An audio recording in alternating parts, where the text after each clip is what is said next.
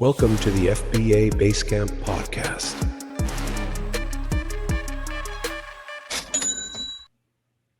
How's it going? This is Joe and Jeff with FBA Basecamp. Today we have Steven with us.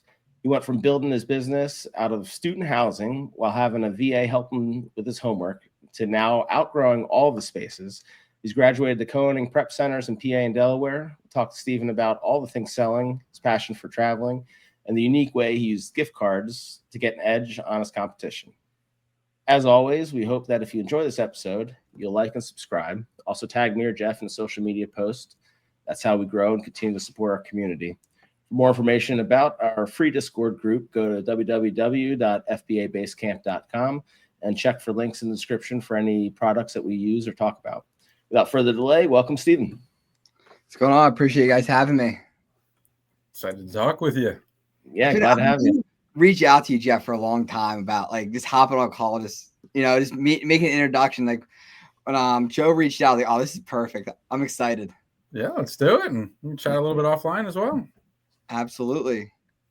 All right. So for those of you who may not know, I know you've made your way around a lot of different podcasts, and you're pretty vocal on the the several different social media things you got going there. Like, just give us a kind of quick runabout about who you are, how you got into Amazon, your little journey through it, and how you got into selling. Yeah, so I started reselling when I was in middle school. Sold my first pair of shoes from Ross Dress for Less, some Magista cleats. Bought them for $20, sold them for $160, and then after that, it was for e-commerce. That was like start, and then I was flipping stuff from Ross Dress for Less, like Nike shoes to Adidas stuff, through middle school. High school, got a job making $52 an hour, which is why I got out of reselling for a bit. Was able to put about $80K in a stocks retirement in high school. Wow. That's awesome. And then going into college, it was my freshman or sophomore year of college, I was just getting sick of doing commercial roofing. I was like, let's get back and let's just start reselling again. So I was doing thrift stores, garage sales, auctions, flea markets, you name it. I was buying it. There was 2 rooms in my mom's house dedicated to my eBay rooms, we would call them. And I'd be packing everything FBM, we'd call FBM, of eBay stuff, going out the door. Had an operation. I think I was doing probably about $500 or $1,000 a day in revenue, which I have no idea what my margin was. It was years ago. Yeah.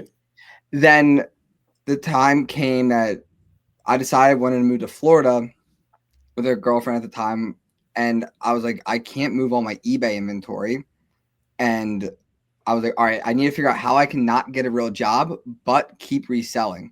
Yep. So then I stumbled upon Amazon, and I watched YouTube videos, started doing books. I scaled books up to $20,000 a month. This is cool. All right, let's check what retail arbitrage is. Then scaled up retail arbitrage to about $70,000 a month.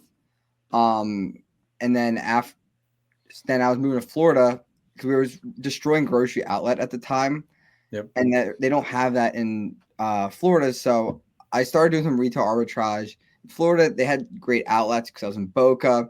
I go down to West Palm. I go down to Miami, Fort Lauderdale. I just never enjoyed sourcing Nike outlets. It was just something that it just never got me excited. I never had really fun doing it. I love the Ollie's, the grocery outlets, just a hunt. I feel like Nike outlet, you're scanning sides. All right, this one looks great. You're pulling it. Obviously, there's skill. When Trying to put it in their little bags. you put it in a little bag, you walk out. So I ended up kind of was just falling apart. The retail arbitrage side, I was doing Ollie's. The Ollie's weren't great down there. I just really couldn't find something to scale up and move to the next level.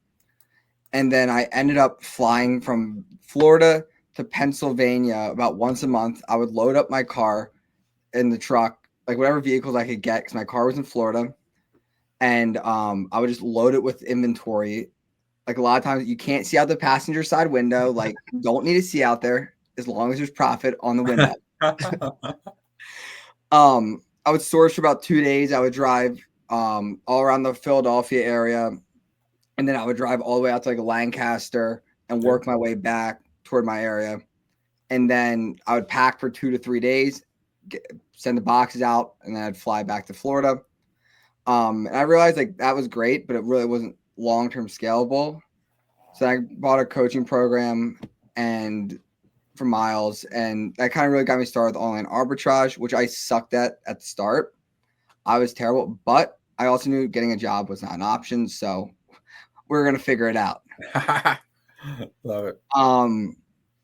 Then I was still flying back and forth when I was living in Florida, but arbitrage kind of started growing. And then I found my first loop, and that is what really brought me from probably about $50,000 to $75,000 a month all the way up to about $150,000 a month average. And then once I figured that out, I was like, all right, the arbitrage really has a lot of opportunity in it. And then pretty much scaled it ever since. And here we are now, a couple years later. Yeah. Were you around during the COVID time? Like, where did that, I just missed it. You just missed it. Okay. Just missed it. Like, just missed it. Yeah.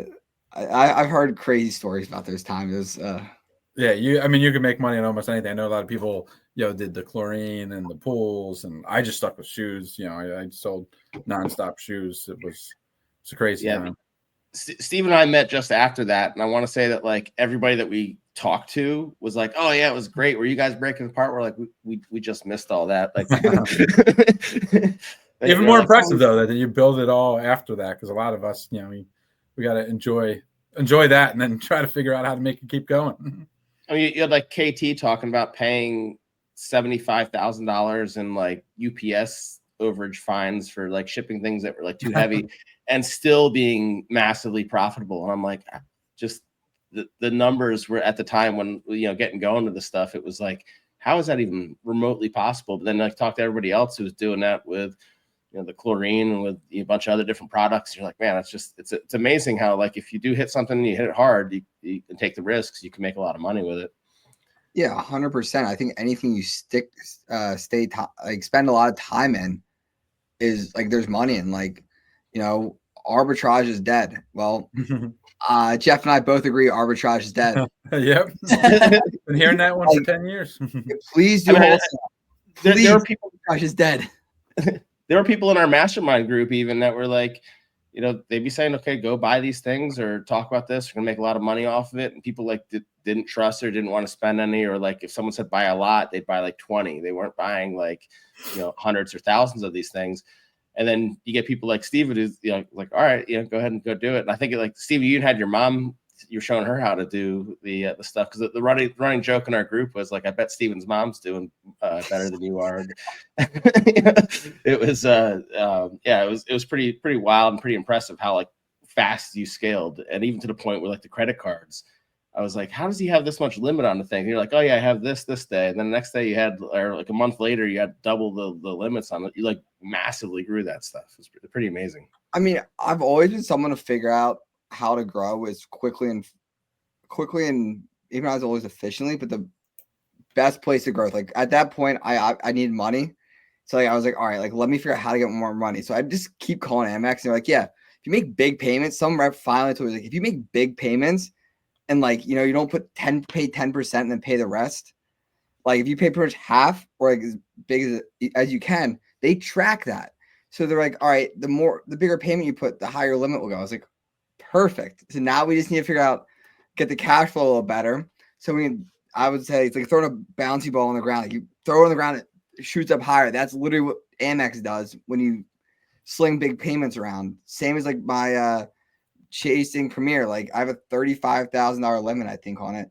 They'll let me spend $130,000, $140,000 on it. Like, yeah. And I know for mine at the same time, like I had called Amex. I'm like, how do I grow this more rapidly? And the person I talked to was like, we can't tell you like exactly what to do, but they're like, they told me, they said, make a lot of payments throughout the month and it'll go up. So I did that. And then I wasn't going up. And I talked to you and you're like, do not do that. And then so I called them back and the person was like, I don't know who gave you that information, but absolutely do not make a lot of payments. They're like, that makes your business seem like super volatile, and they're like, just make large payments. Yeah. And I started doing that, and the number like jumped up immediately. And I'm like, you got to be kidding me, because for like months I was like, all right, I'm going to pay this like 3 times a week, and that was the worst thing you could do with a credit card. And I always say, like, when people ask about it, I'm like, put yourself in the bank's shoes. Like, if we're going to use brokey as a term, you're going to be a brokey person. You're putting a couple $1,000 payment on a credit card every couple of days. Or like paying, like, you know, you put $100,000 on your plum, you're paid $10,000. No, like, someone who's got money is going to at least pay a good chunk of that off. Like, put yourself in the bank situation. Obviously, during Q4, you're leveraged heavy, different story. But like after that point, you know, you just get back in your routine, your limits are sky high again. It's like, you know, you just got to put yourself in the bank's shoes. I feel like, you know, a lot of people don't do that. They just think like, oh, all right, how can I get the most amount of inventory? I'm like, it doesn't matter if it's not a inventory one-time thing. It's a long-term game. Like, well, people don't realize how long it takes to go in. I think it's like, we have a Discord group, and like get a lot of newbie people in there, which is great. It's great that people are getting into it and finding new ways to make money. And, they always ask the question like, hey, I sent something in, I don't see it checked in yet. And I'm like, when you wave goodbye to it, it's, you know, 4 to 6 weeks at least until it's like you see it able to be sold. And then past that not point, that long. then you're at another 30 days for it to be sold if you bought good products, generally, unless there's something that's like your Q4 or back to school. And then after that, then you're waiting your delayed period on, like, Jeff gets paid immediately, but the you know, the rest of us have to wait 2 weeks. I assume it's still 2 weeks. Maybe I'm wrong on that too, but it was it's, for me at least, that's what it is. So then you got to wait that, and then you get your money back. So at that point, like, if you have massive credit card thing and you can't pay that back for, you know, 75 days or whatever, like you're going to be in trouble. So if you just max out everything and don't have a way to like get money coming back in, like do an FBM or something like that, then you're going to be hurting. 100%. I mean, it's a cash flow game. Like, it's if how many times you flip your money on a profit in a year. It's like, and then also then you roll in a staying in stock. But then that's also like I tell people, I said, if you want to do Amazon correctly, like you want to leave your job, you need $100,000 cash. Like, not talking credit cards, not talking zero APRs. They're great to have, 100% helpful. But it doesn't help when your inventory gets stranded. You get the listing gets deactivated. You get deactivated. You run into issues because they're going to come. It's like, but if you have the cash, like if you just ran it pretty much like just on your own cash of 100K, like you can make like 5K a month if you just ran as a cash-based business, which obviously would. No, sorry, you make $10,000 a month because you spend $50,000, assuming a 2-month turnaround time on your money. Yeah, FBA, you would make that. So like getting that $100,000 cash is the most important thing, and then also leaving the money in the business is a totally another thing. That, like, if I'm just guessing, Jeff didn't pull all of his money out immediately to grow, like left it in there for a while, you know. And then you play with other stuff. Like, you see everybody, oh my gosh, I got the newest car. Like, yeah. Like, I can tell you, still whipping the same car from high school, cracked windshield, never got it fixed, and no AC. We'll get that fixed this year, though. I'm not. AC is one you want, especially if you're in Florida. I would assume. I'm in Delaware now, but yeah, no, yeah, I got a Honda Pilot, and we just hit 100K, and my wife's like, it's about time to look for a car. I'm like, no, we got 5-8 more years to this car, and then it's going to go to the kid. We'll buy some houses, but we're not buying a new car. We're good. I mean, that's the fire mentality, though. I mean, like, you don't buy new cars like just because. I'm just not a car person, too. It's just, yeah, neither am I.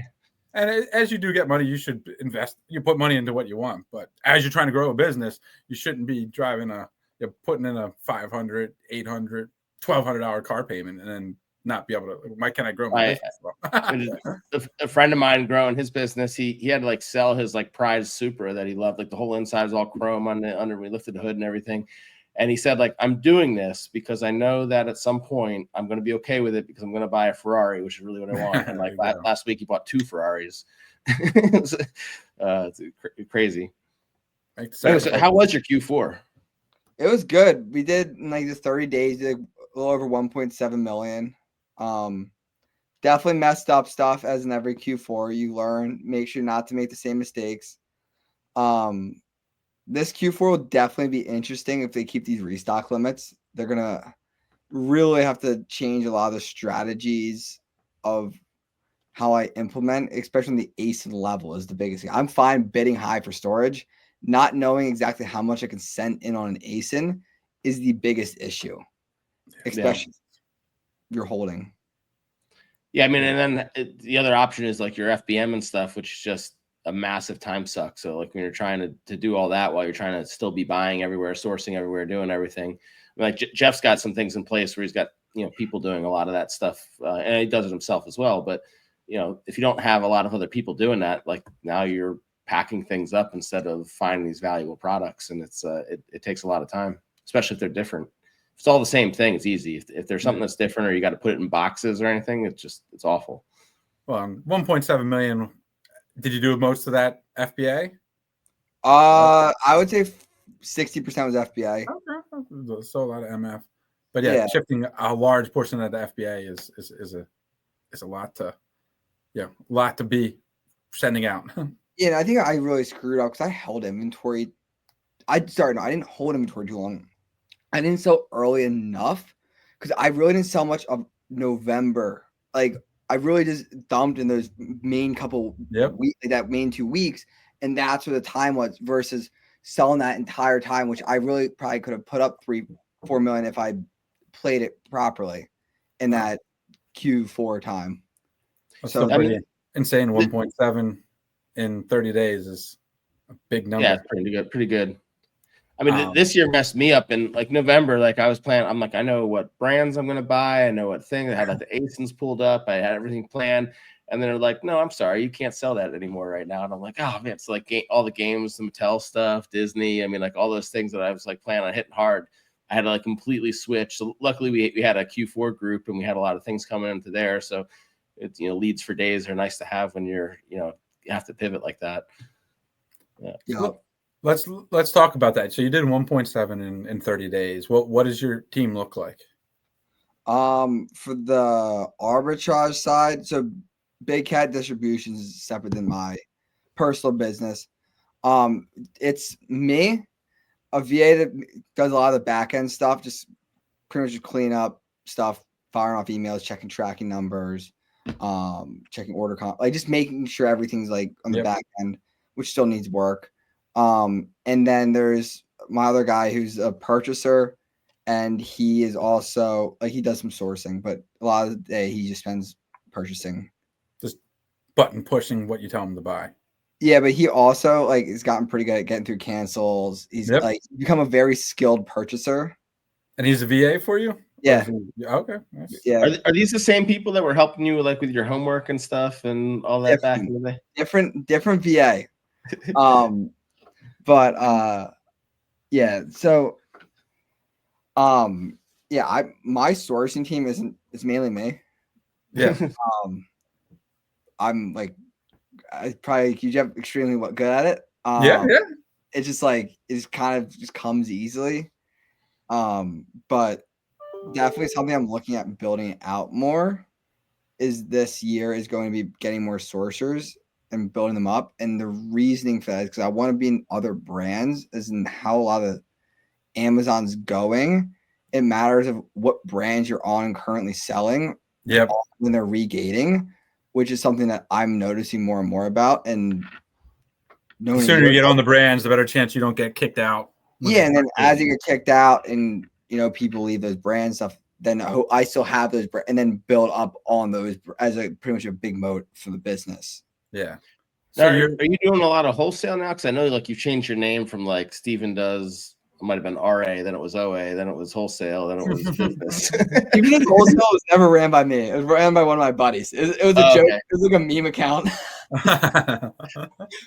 So I always shit on wholesale for a long time. I'll do occasionally. So I've done pretty much strictly OA for the last couple of years now. And so your team was literally yourself and 2 VAs, and then utilizing a prep center that you own. Yeah. As to run 1.7 in 30 days. It's damn impressive. Yeah. How long has Big Cat distribution been around? A little over now it's like a year and a half. And were they always 2 locations? I know you have a Pennsylvania location and a Delaware. Delaware's just coming along on its 1 year anniversary.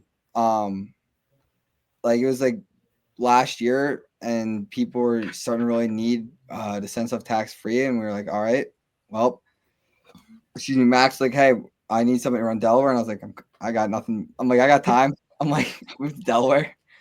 So, yeah, built up Delaware, and yeah, we're actually Delaware's moving to a new warehouse in a few months, or like Nice. 6 months. So, scaling up, building. Yeah, I know we have some crossover because, as you know, we are helping the owners of Prep Ship Hub with their product and getting that all out to market for individuals. But on the Prep Center side, they've always had that. I know, like, Nick reached out to me. He's like, "Hey, is this the one that you're working on?" And I was like, "Yeah." He said, "Yeah, we're doing a demo with them." And then at that point, I don't think I even knew that I knew that you were involved. I didn't know you were an owner. No. At that point, so that's awesome.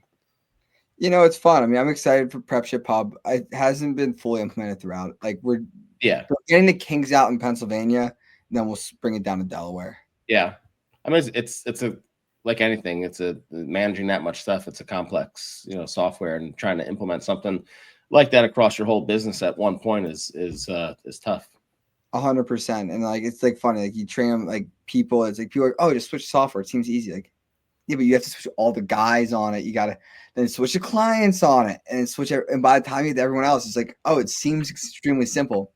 That's a lot. It's a lot of time to get them up and running. Yeah. I mean, well, that's why they do their live demos and onboarding stuff, is because if they would just say, like, here, go ahead and take it, like, it would be hard to just go and sign up for it because everybody's busy. You're running a business.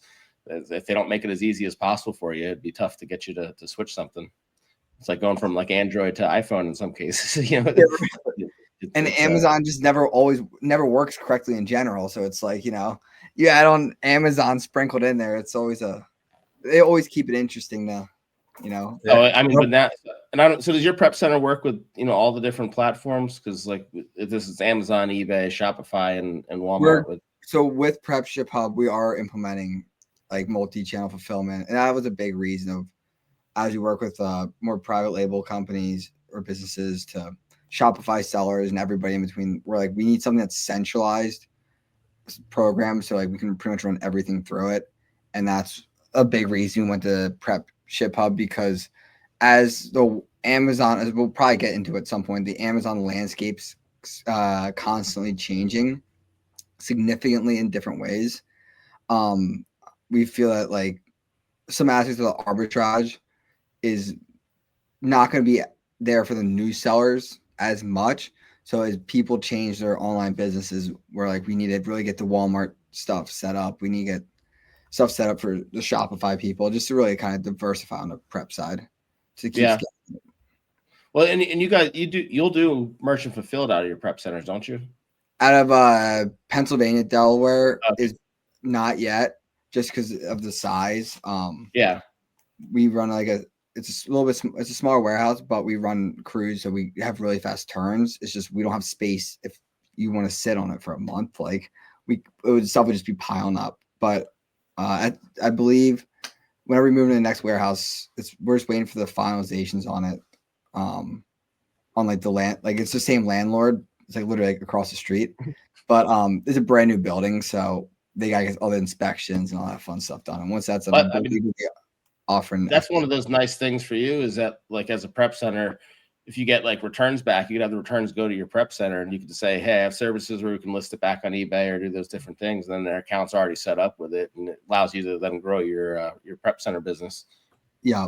I mean, a big thing of the day of any business owners, like, having people like just not everything 100% on your back. It's great to start like that over your first couple of years, but it's, when you get to scale, it's not doing everything becomes less and less fun. Yes, absolutely. Until then, you can get other people to do it, move yourself out. Then it's all the fun. Yeah. Okay, so you've been traveling a lot. So like, I know we were going to be getting you on here, and I called you, and you were in Asia, and I think that was like during the earthquakes. Did that impact you at all? Did your phone start blowing up? People were texting me, "You alive? You feel the earthquakes?" I'm like, "No, I didn't feel the earthquakes, and I'm alive. Don't worry." Yeah, I think I was in Japan then, because I got bored in Japan and I went to Laos. And then like I was meeting people there because a lot of people come from Thailand up to Laos, and then everybody was talking about the earthquakes there. Yeah, and I think like before that, I'd contacted you like a year or something ago, and you're like, "Yeah, sorry, my phone was stolen or wallet or I can't remember what was going on. Wherever you're in South America or something somewhere." No, I was in Thailand that year. Oh, that was Thailand. I had a couple drinks and forgot my phone in the bar and find out it went missing, to say the least. And then I went on that trip. Was an interesting trip. We had no credit cards, no like I didn't bring much cash. So like my mom was like Western Union me money. No. And then I finally met up. Like I found like he's, you know who Ben Books the World is? He used to sell on Amazon. Does a lot of travel content now. Like Miles was like, "Hey, Ben's over there," and a couple other people like, "Hey, Ben's over there," and I ended up traveling with them for a couple weeks. And Ben actually went to another country, and the person who was traveling was Josh. He became like one of my best friends. We travel a ton now and stuff like that. But finally, once I got to with them, you know, we could do Venmo, and then they could get me cash. So it became easier. But yeah, for a while I was no credit cards, nothing over there. So how are you running your business while you're traveling? It like we kind of like keep it rocking. Like it definitely scales down a bit. And a big thing is just like keeping the money working in something is while I'm there. Like even if it's not as like, you know, high ROI, like just like keep the stuff going. It's been the motto the last couple of years, and then usually work like 2 to 3 hours a day, depending on the day. Obviously, if there's a big sale, the day will become a work day. But then if there's really not much going on, it's kind of just like making sure everything's good, checking with the team. In those aspects. What was I gonna say? Like this year, my big things when I was traveling was like these gift card rates are wild. Like It was insane, yeah. it was insane. So like I bought $750,000 of gift cards from one company at like 18% and just held them. I was like I'll just use them over time. They're done and gone spent, but I was like, it was just a good play. I was like, all right, like that's an extra $70,000 right there. Like, yeah, yeah, those rates were insane, and now it's the opposite. They went to hell. Yeah, I mean, I was talking to a lot of owners of the companies of the cards. They were like, "Yeah, we're probably gonna see rates like that again." It was a run.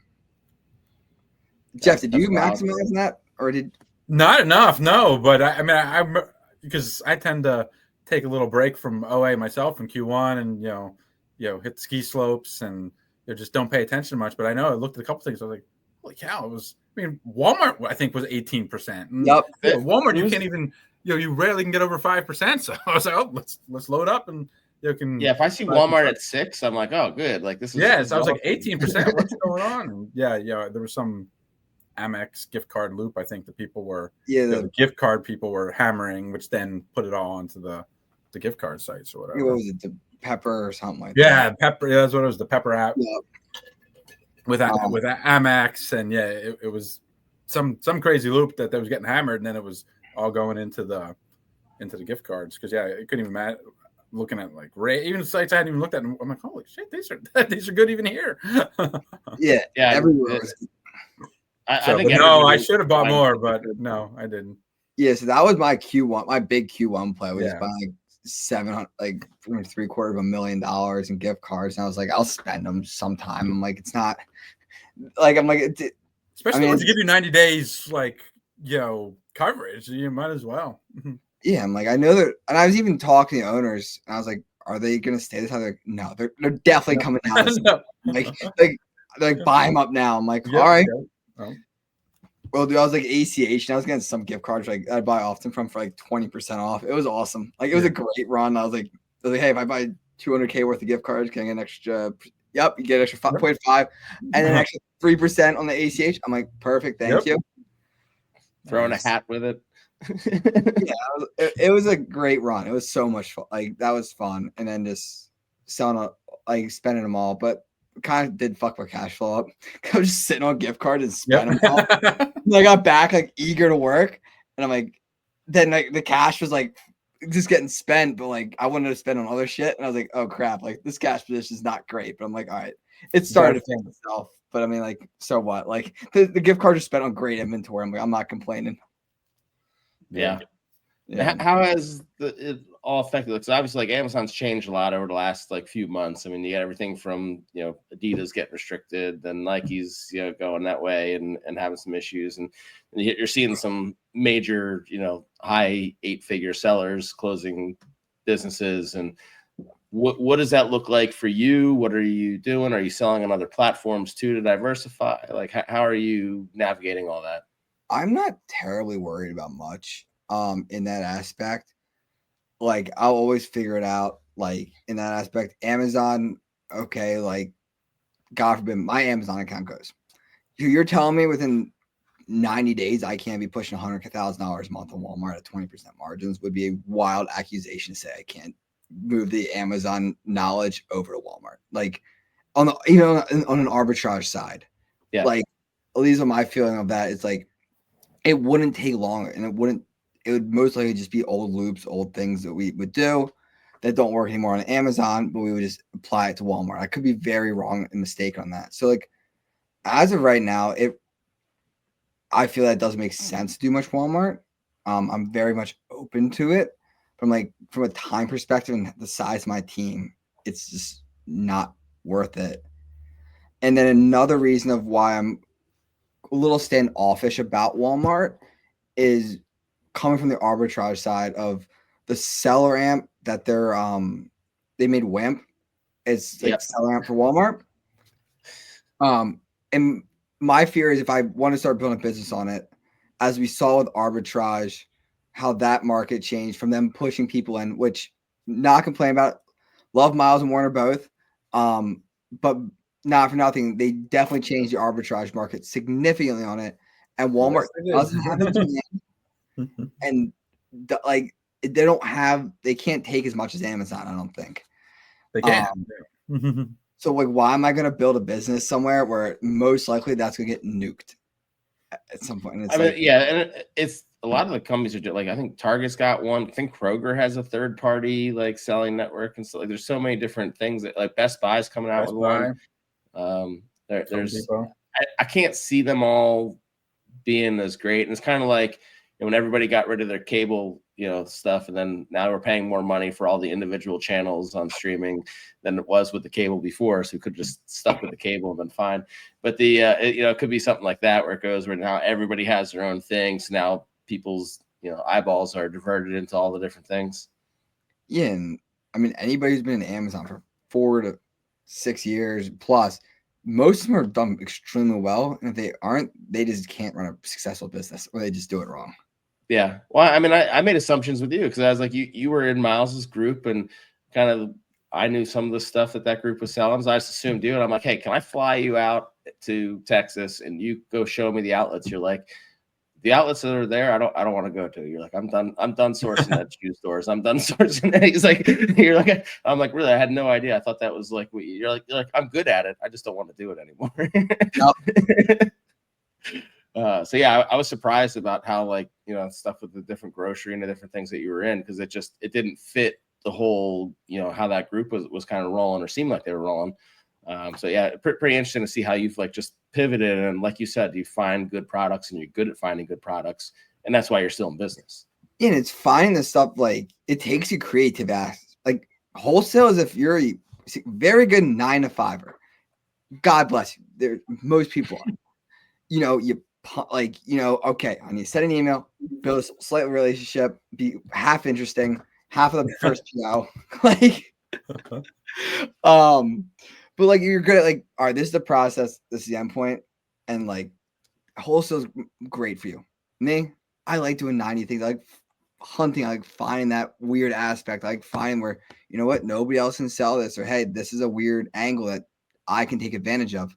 Let me maximize it and try to grow it to as much as I can. And So what if it's in a couple brands or like what? I'm like, I'm gonna keep rolling the dice. Like it's been working so far, and it's really just finding the areas that most people don't understand or can't play with, or that are behind so many moats that's just like I can price with the buy box most of the time and just be absolutely fine. Yeah. That's awesome. So what could we kind of expect you? So you kind of talked a little bit about what you're doing. Are you building more with the prep centers? Or are you staying in the two? Like, what can we expect from you in the future with your selling with, other businesses you plan on doing or are doing? I plan to do some wholesale. I don't really plan to do much. I have to find a competitive advantage for me to really want to do something in wholesale, which is a big thing. Is like I just won't go start just hitting up distributors and brands because everybody does it, and what's my advantage? What I can put a bigger PO in, but like against somebody like Jeff, I can just get run over in that strategy first. Like so, it's really just finding something that an advantage in the market that I have, and then like exploiting it to the maximum amount. And that's what I do. So, but my plan is just really build out the OA though, for the most part. Probably get some more funding and just ride it because everybody's running from OA. And to me, I'm like, run the opposite way everyone always goes. Like, everybody drinks the Walmart wholesale right now. Walmart and wholesale. That's all. It's brand direct now. Yeah, brand direct. Yes. All brand direct.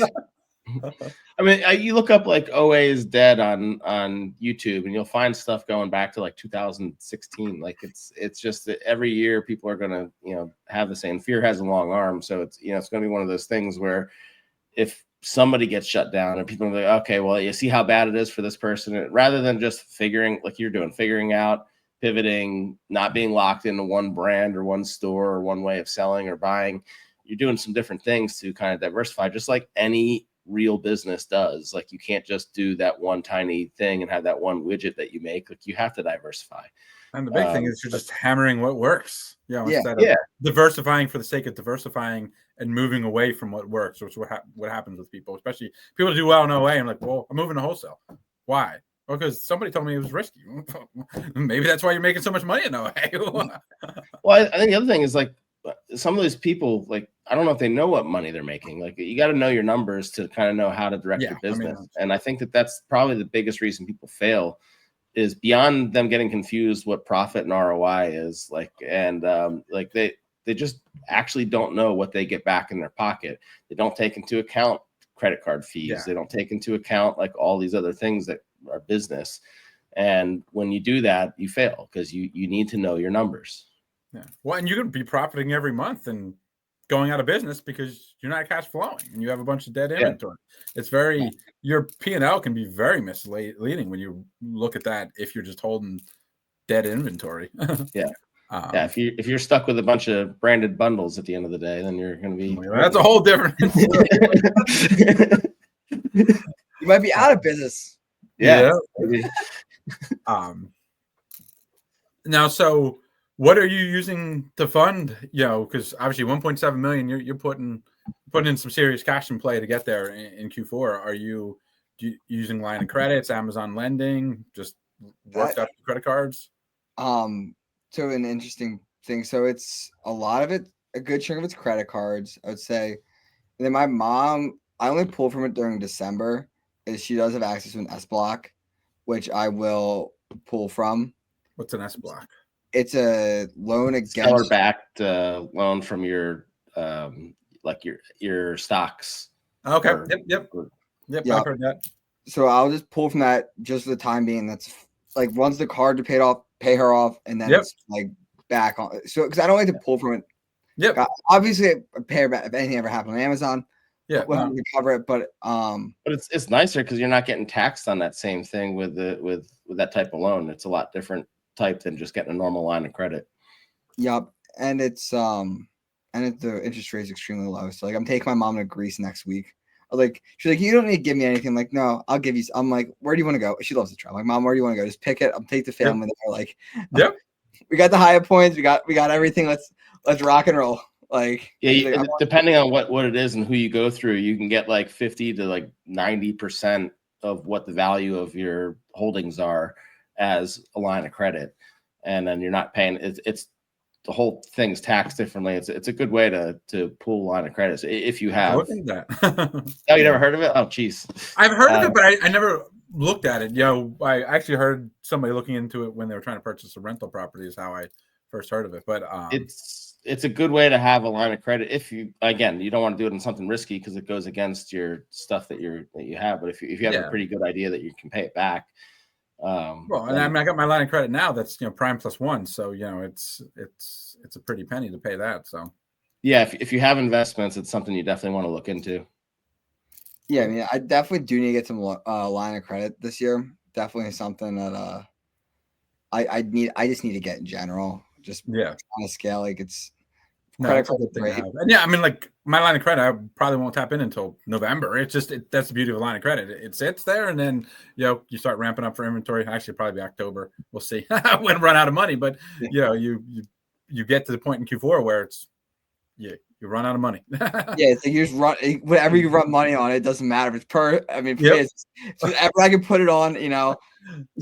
You see the credit hit on January, it's like, oh shit, all right. Then you pay it all off, it's all fine, bounces back up, and then you're the numbers in January look so scary all the time with how many things are going up and down with it, because you're like have to pay all the stuff that you just got sent all in, and then if stuff didn't sell and you're like waiting on it still, you're like, oof. It's Amazon for you, but it's also what you live for. It's the most profitable time of the year. If you're going to take massive risks, you're going to want to do it in December, like November, December. It's like, make an extra couple $100,000 that you got to maximize and find the advantages in the market. And it's hard. You can't beat December. I mean, you got some other opportunities with seasonal products. You get the random stuff like the gift cards and stuff that happens, but every year December, that November Black Friday through December 20th, you just can't beat that time on Amazon. 100%. So I imagine you got to be doubly busy though now in Q4. So I imagine you have to be involved pretty much in the prep center a lot when it's that time of the year because you're getting a lot of stuff sent in, or you just kind of direct everybody else and you're kind of hands off with it. For most people, I mean, obviously there's some things, but not like when it's FBM season, definitely more hands-on for my stuff. But like for everyone else, like it's pretty much business as usual. Like obviously our hours will extend a bit. Bring on some more new guys, just some hands. But with it being said, it's really I've always tried to build it with a mindset of it's not built on me to an extent. So you can remove yourself from it. Now, we didn't ask a whole lot about it, and I'll ask because I'm friends with all you. Are you still onboarding people into it, or are you full? We're still taking people on. No, we're growing. We're taking people on. We're adding new warehouse spacing, as you heard, and then we're also adding building out the team more and more. It's how does it split between PA and Delaware? Like, does someone sign up with one of them? So PA is where your non-tax stuff goes. So it's your shoes, clothing, grocery. If you have wholesale, it goes there. Yeah. Delaware is really just your tax stuff. It's great to have two warehouses because there's two things about it. Is you'll get a shipment usually once a week from each warehouse, which makes your cash turn better in general. And then you also have so if you get cancels at one, you have a second warehouse. So it really just doubles. I find it incredibly helpful because if we're doing some subscribe and save, we're gonna send. If you only order hypothetically a couple a day to a warehouse, we'll send them to those the two warehouses. Nice. So you have a minimum that people have to go to get into it, or is it kind of you just decide how much they've been selling and minimum $500 a month. Start. And then for Delaware, it usually takes a bit more volume pushing to get access to warehouses. Yeah, that's not bad. Great because it's tax exempt for shoes and clothes. So I'm sorry. PA, you have no tax on shoes and clothes, right? No, exactly. So the apparel sellers, shoe sellers, you can still go there and don't have to worry about going to tax. Like Delaware. Yeah, and I mean, Yeah, I mean, it's just Delaware's a bit smaller. It was just kind of like we needed it at the time, and like we're growing into a bigger warehouse, so most likely soon, like a couple months, I'm assuming everyone will get access to it, but we have yet to decide how that will exactly roll. It's great to have one that's tax exempt for anything too, because there's especially you start paying some pricey electronics and anything else that you pay tax on. You don't want to send that to Pennsylvania. No, we were. Oh my! I one time spent within an hour. Like I sent thousands of Keurigs to the Delaware location. I filled the entire thing, like floor to ceiling with it. At the start, it's just like you never know when those kinds of opportunities come, and it's always fun. So, where can people find you? I mean, like Steven does business. Is that everything you're on now? Yeah, mainly Instagram. Instagram. I'm on Twitter. I don't really use it, but just hit me up on Instagram if you need anything.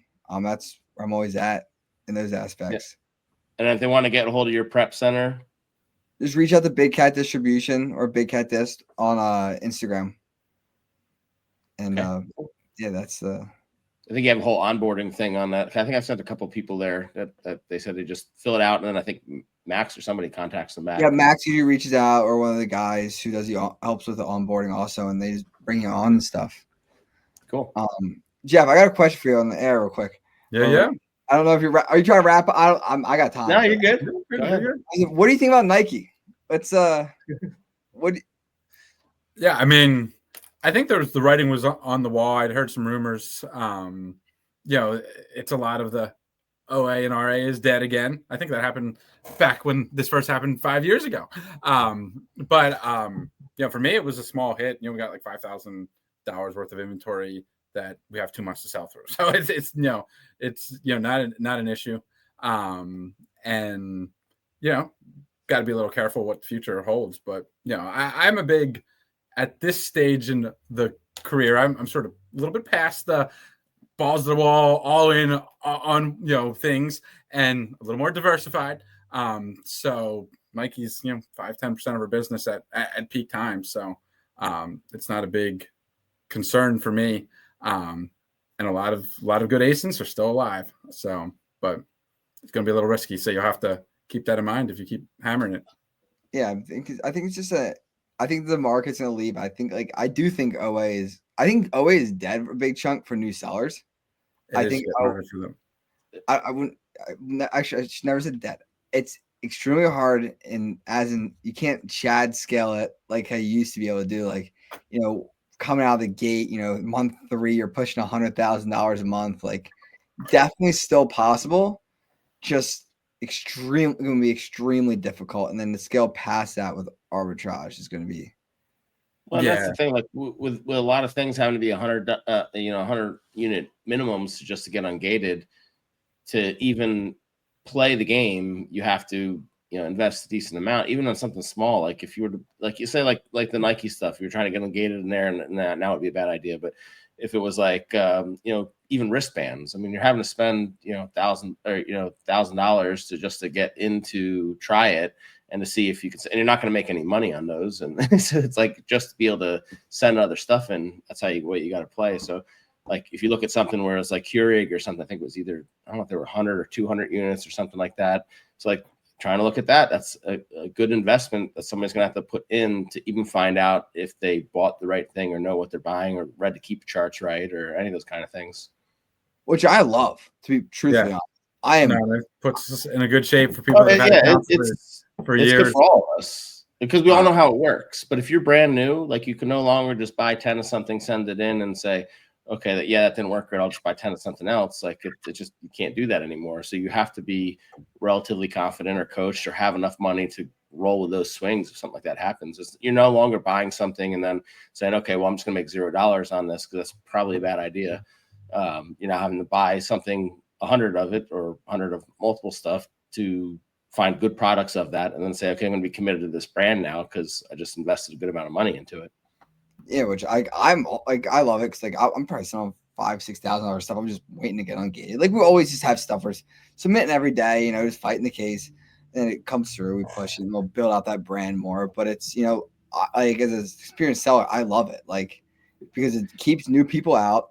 the prices, the margins have only gotten better on OA in the last year, pretty much.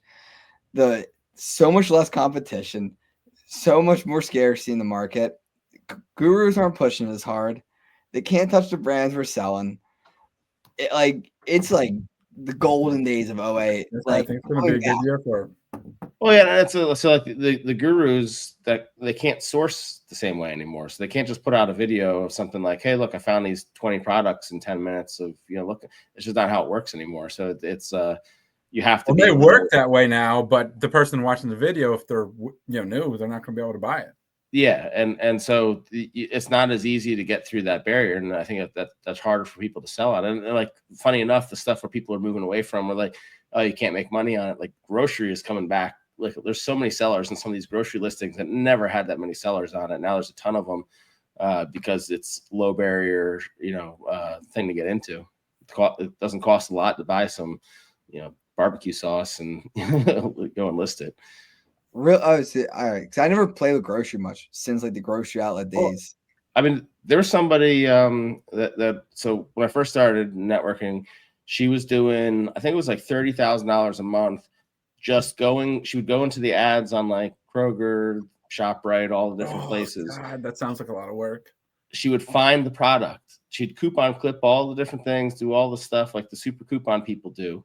Then she would go to the stores and do a huge thing and pick them all up. And then she'd pack them herself and then send all these things out. And she was doing like $30,000 a month. And I know the margins were good because she was getting stuff that I'm like, how did you buy that for $1.80? And it's like a $6 thing normally. And she's like, well, I clipped coupons and had this and put the manufacturer's thing with it. And I was like, that's so much to me. But then I know other people that do the same thing. They got the whole like Rolodex thing of coupons, like of all the different manufacturer stuff. They know it can double down. Then there's like apps that if you scan it through the apps, you can make more money on the coupons. Yeah. That there's all sorts of crazy things out there if you want to be like the super couponers. And if you do that, you can buy a ton and go resell it and make a lot of money. It's just you're buying so many different products. But I've cleared the shelf of thousands units of like sauces and stuff off the things. Like they had a huge sale on them, and it was like, all right, well, instead of being $6, it was $3. I bought them all. I had like shopping carts. I looked like I was like I couldn't push the thing. Like my feet are just slipping out underneath of me. Go up to the person, they're scanning it. They're like, I'm going to hit my daily quota on scans now. And I didn't know they had that thing. But yeah, apparently grocery stores, they have a daily quota they got to hit. So yeah, it's crazy. But yeah, it's no different than anything else. But you can get into it a lot less expensive as soon as you get ungated. But now there's a lot more sellers on it. I think it's just going to be, Amazon's going the way of, like, I think wholesale is fine for the most part. Like, it'll be a path for you, like people, which I respect anyone who goes that path, you go the path you want. I don't plan much of moving unless there's a drastic change. I mean, I was talking to people like order confirmations don't work. Like they started arguing with me, like at the Miami Star. I said, great, then my business should be down. I should not be in business. They work just as fine for me. Like, yeah, I think they work better. I mean, I've posted this a few times on Twitter. Like, I've had multiple times I've bought directly from a brand. I even had letter of authorization from the brand, and I can't get approval. So I go buy the item OA to get ungated, like because the invoice from the vendor, like directly from the brand, doesn't work because lots of times, especially in the wholesale. You're getting some of these, medium-sized companies that, don't provide the most pretty invoices. And of course, you're also sending it to, the Amazon health reps that are, just God knows what they'll accept and they won't take it. And then, okay, let me just buy this from an OA source I know they'll take.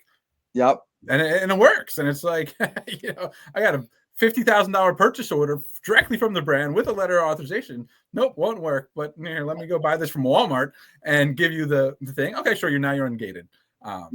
So I think you got to look professional too. Like I've asked people because people are like, I've tried what you said a bunch of times. You're wrong. It doesn't work. I'm like, all right, well, send me what you sent them if you want to. I'm not going to share it with anybody. They send me it, and it's like instead of naming it like invoice on the thing, they name it like receipt, and they spell receipt wrong.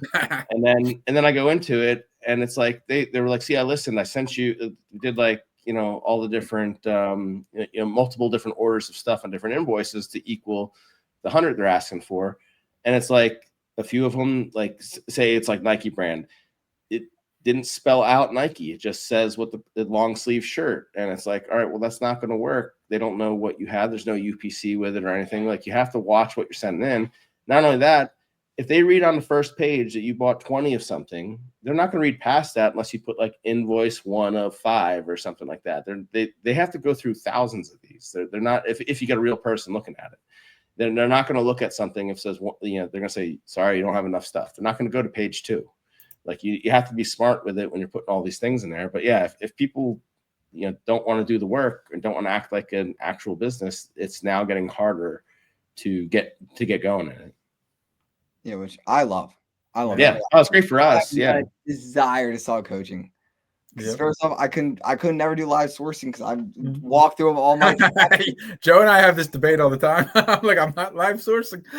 Yeah, A will do. We'll do A I'll do because that's the one where in reality too it's helpful, right? Like if you find a good lead, group buying out whatever you want to buy Amazon out. So yeah, but yeah, I'm like, I can't live source. I'm like, man, I just walk in everything I sell. I'm like, I can live source probably 10 good leads in an hour, most likely. Like, we're mid leads. Like, maybe I'd probably pass it up, but like something a new person would buy, great. But like, yeah, I'm not gonna walk through exactly where I buy everything, and like I can't share that stuff. So I'm like, I got no desire to coach. So the more they lock this stuff up and the more people run, the happier I get. Yeah, I mean, we get people offering they're like, oh, we'll pay you money to help us get engaged with this stuff. I'm like, do not pay anybody to do that. Like, here's some information. Figure it out. If you can't figure that part of it out, then it's not going to be good for you in a year. Like, you're just not going to be in business. You're going to be selling your stuff in February, like, all the things you see pop up on Facebook Marketplace with the Rolos and the bags, and exactly that they were an Amazon seller. Didn't hack it. Message them. What? Whose course did you buy? You want to go round 2? Yeah. Oh, yeah, that's true. I guess you could do that. Yeah, what the gurus aren't doing is they're not trying to re-loop them for the second time on a new course. Yeah, Walmart now. Yep, Walmart wholesale. Yeah, Walmart wholesale, brand direct. Yeah, Target Plus. I think that's hard to get them gated in, like, just to be able to start approval to sell. Yeah. I don't know. Target Plus would actually be harder, but yeah, I mean, Best Buy. I'm interested. I'm not a big Best Buy fan. Like, just that store itself annoys me. So like the idea of like how they would operate with sellers, I'm like, I just don't see how that works. But Walmart, if they tweaked a couple things, I think they could be a mammoth in the space. But they make it so hard to like pull data, so hard to work off your phone with it. It's not a great setup, and it should be. I imagine this whole stuff with Nike and everything else is going to tweak some of that. Yeah, I mean, I think other brands will also follow suit, which is interesting to see how it comes and adapt to it. Is the honestly what it is. I mean, if Nike went, like, yeah, it'd be a good chunk. Oh yeah, good chunk. Probably I don't know, a third of the store would go. Okay, we'll pivot and we'll find something else. I feel that every time I get knocked down, like killed in something immediately pops up right next to it. It's like, all right, well, this will go. I'll flow right into it, and that's where I go. And I don't know. It's always been there, Yeah, I mean, outside of Q4 and back to school, I mean, like, I'm not typically heavy in those super popular brands that everybody's buying, and even then, I'm sketchy with it now because there's a lot of people who have things running where, like, you yourself, you're gonna think you bought something for, like, I'm gonna say, okay, the minimum that he can get this thing is at $12.30, and then all of a sudden you'll be messaging me like, hey, do you see how you can get this for $8? And I'd be like, what? And Miles did that to me. What, $750K gift cards, at 22%, 3 months. I messaged Miles once, and I'm like, hey, I'm on a listing with you, and your thing's listed like $4 below everybody else. Like, and he's like, oh yeah, I'll get around to changing that. He's like, but it's okay. I bought it for this, and I was kind of just trying to get ahead of the tank. And he did, but I think he overshot it. I think some of the other people sold out too. But his whole thing was like, I don't want to like be selling it at way below that. That's where I'm okay selling it. So I'm going to list it at that, get out of it because I have 10,000 units or something, and then move on from it. And I'm like, that's kind of smart action. I think you did a lot of that too. Is you would say if you saw something go, you'd go lower and get out of it. Yeah, I mean, it depends on where I'm at, where I'm in the season, where the cash is at, where my position's at, what my call. Like, what's seller count? Like, I mean, it all comes down to like where your calculated risk is. Do we hedge some of it here, hedge some of the risk, get some of the cash moving again to pull out? Like, it's just when you're fully leveraged and just playing the game is like really knowing of like where your position's at, where your cash is at. Okay, how much cash on hand will that last for? Usually during December, it's not going to last long. Like you have maybe like you're trying to make sure these cards are paid off before like the dates come through. So it's like really, I don't know, it just comes down to being calculated and just taking the right risks and just not trying to make every dollar, but just trying to push the inventory that and make the most sense. I don't really know how to put that correctly, but no, it makes sense. That's right. I mean, again, that's why you're in business now. Where like I think half the mastermind group we were in back then is no longer selling. A lot of those people, I think we had like, I don't know, there's like 10 or 12 people in there, and there might be 5 or 6 plus miles, so they're still selling. And that thing, and it's the reason why if you're not smart about it, you don't know your numbers, you don't pivot, and you just woe is me, then you're not going to do well. You need to have the drive. It's like everyone says, it's simple, but it's not easy. And if you get to the point where you grow enough and then you continue, great. If you let off that throttle, you're going to be hurting because everybody else is going to catch up to you, and you're going to get hit with all these things that everything else going on with restrictions and everything else. Yeah, I think, another big thing, I don't think people think about the staying in stock at all. Like, I don't know what your systems are, Jeff. I did listen to one of your video hearing that, like, maybe not restock, but just buying small quantities of stuff. And you're like, I heard you're like how you guys structure. I don't know. I was listening. It was like a private call, so I don't like with the group. So that's why I don't know if you might go into a little detail or not. I don't remember. It's all right. Go ahead. Yeah, a combination thing. Stock is, as you're alluding to, I believe, is one of the most important things, and it's amazing the amount of people that overlook that with OA of just going in and out of stock, especially when now you got the low inventory fees, which aren't massive, but it can add up, and certainly hurt your margins if you're not paying attention to that. So, and then from my stocking standpoint, I have teams of buyers or button pushers, as I call them, and they're paid to place orders for me, especially on places where I need to get around limits, hey, sometimes there's the loop where it's 25 off 100, and I want to buy a lot. I can't do it all myself, and you can't just give it to one person. It's not that the store will limit you, it's the fact that we want to place 3,000 orders or 5,000 orders over the weekend, so here, let's give that to 5 people and spread it out. So that's right. Like I know I was more seasonally selling like Lego, Disney, these different things, Mattel, and had a plan to go hit them hard. And, because I was seasonally selling it, Amazon looked at it like, okay, we have other people that are selling all year round. So I'm asking like Jeff, like, hey, are you good in all these? Like, nothing happened to me. And I'm like, oh man. And I'm like, but I got the email saying like, hey, you don't meet the criteria to continue selling Lego. And I'm like, I'm like, not in Q4. Like that's the worst. But again, you got to roll with it. Yeah. Did you get it back? No, not Lego.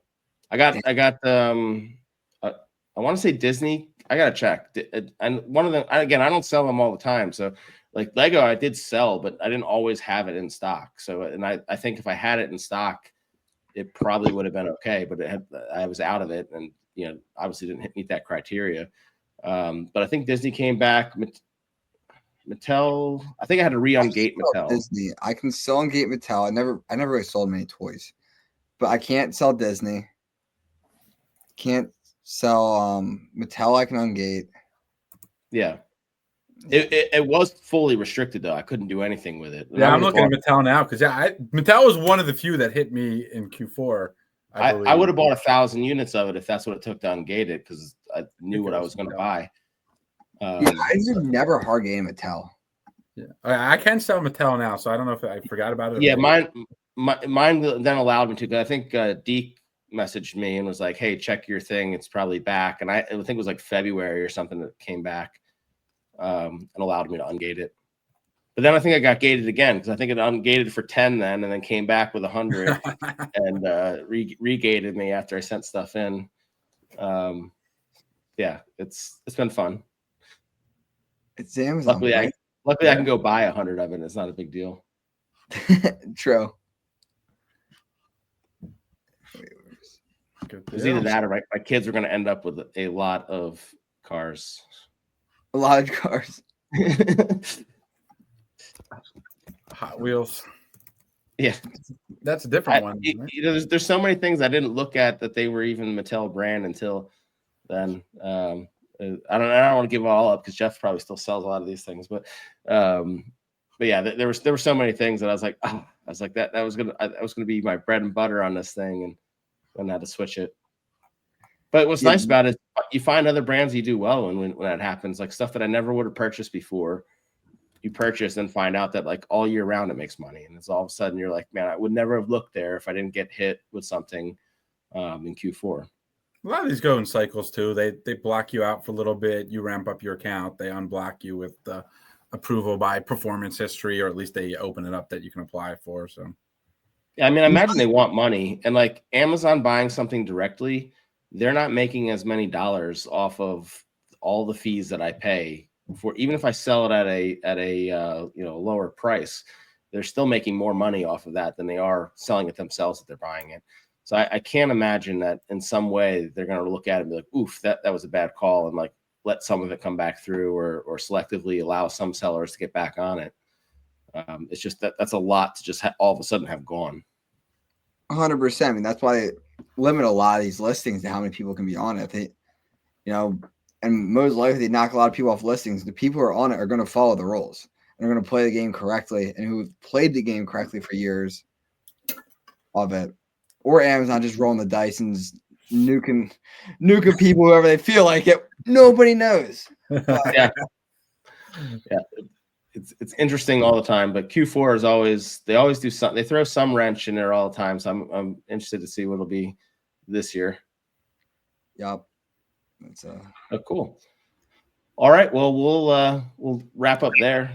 Thanks, Steven. Appreciate you for joining us. It's been awesome. As always, click the description below for links to all the socials and products we talked about. If you found value in this video, please like and subscribe. Give us a follow on social media. Thanks for watching. Appreciate you guys having me. Thank you. Thanks, Steven. Thank you.